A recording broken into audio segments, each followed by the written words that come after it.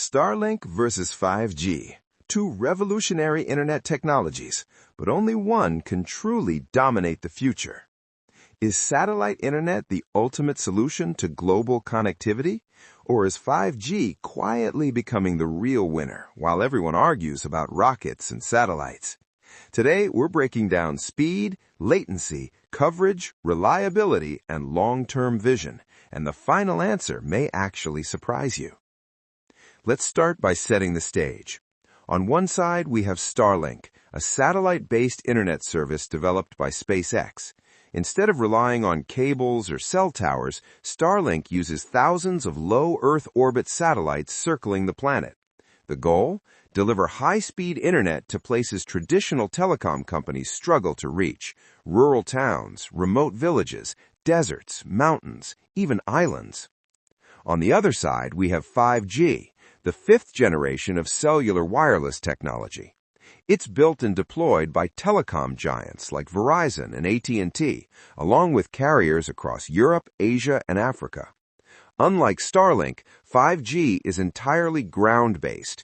It relies on dense networks of cell towers connected by fiber optic backhaul. So the key difference is simple. Starlink is space-based infrastructure.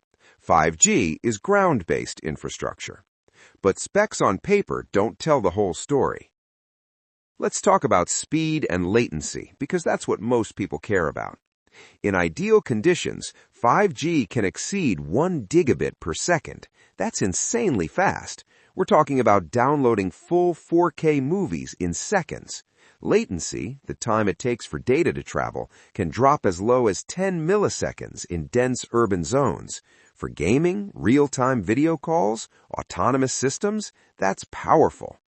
But here's the catch. Those speeds are usually found in major cities with heavy infrastructure. Move outside those zones and performance can drop significantly. Now let's look at Starlink. Typical speeds range between 50 to 250 megabits per second, with latency around 20 to 40 milliseconds. On paper, that's slower than peak 5G. But here's where it gets interesting. In remote regions where fiber doesn't exist and 5G towers are nowhere in sight, Starlink delivers something far more important than peak speed: availability. In parts of rural Africa and remote regions of the United States, users report getting reliable, usable high-speed internet for the first time. For them, it's not about beating 1 gigabit, it's about finally being connected. So, in cities, 5G wins on raw speed. In remote regions, Starlink dominates availability. If you're watching from a rural area or a developing country, comment below. Would Starlink change your life? And don't forget to subscribe for more deep tech breakdowns like this. Now let's zoom out and look at coverage and accessibility, the global battle. Starlink's biggest advantage is global satellite coverage. It works in mountains, deserts, and islands. You don't need cables running through the ground. You don't need towers every few blocks. Deployment can be surprisingly fast. Ship the terminal, plug it in, point it at the sky, and you're online.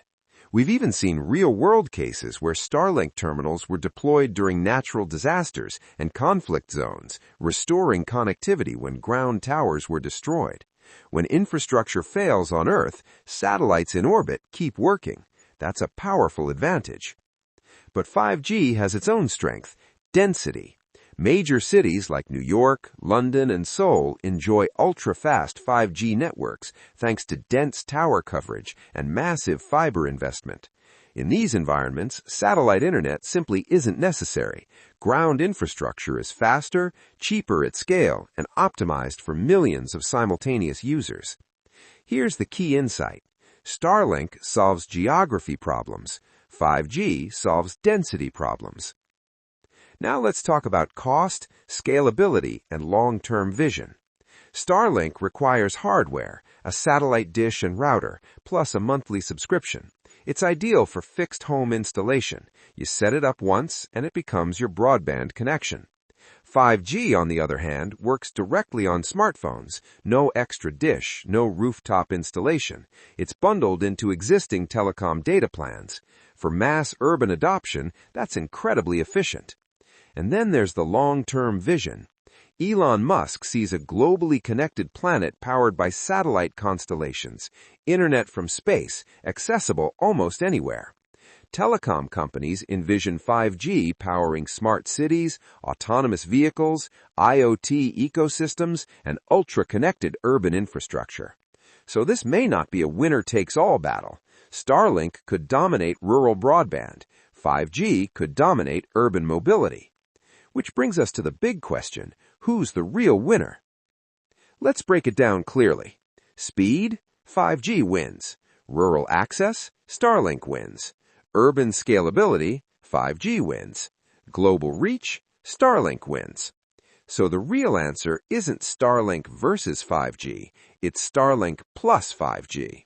The future internet may be hybrid, space and ground working together, satellites filling the gaps, towers handling dense cities, a layered system designed for both reach and performance.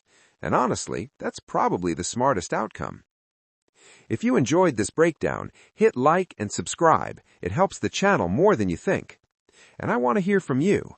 Do you think satellite internet will eventually replace telecom towers, or will 5G stay on top? Let me know in the comments.